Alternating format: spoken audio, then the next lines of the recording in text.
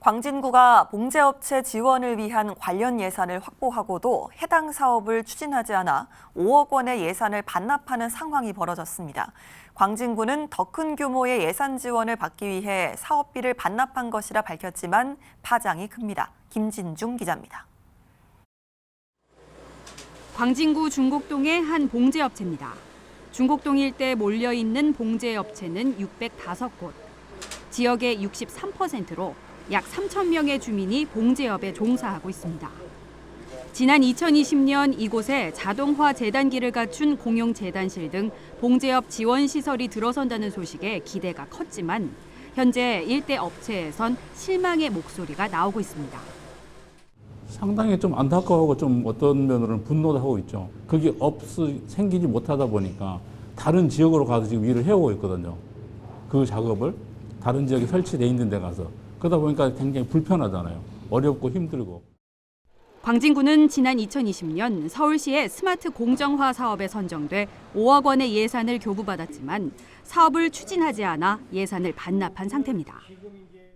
둘 다 추진하지 못한다고 핑계를 대면서 5억을 불용해서 환수당해버린 거거든요.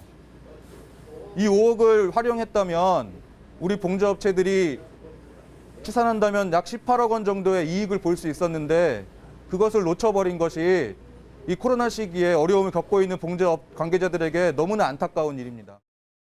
지난 10일 광진구 의회에서는 확보한 예산을 불용한 것에 대한 의원들의 지적이 있었습니다.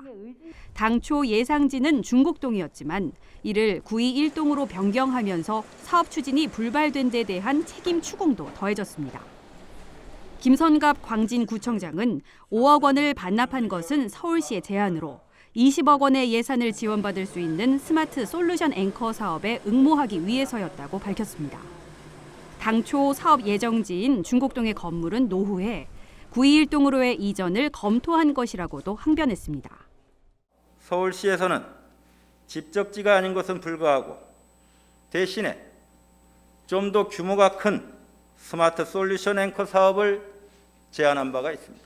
동일 유형의 2개 사업을 동시에 추진하기는 어렵기 때문에 좀 더 규모가 큰 공모 사업을 확보하고자 스마트 공정화 사업을 내부 고민 끝에 반납하게 되었습니다.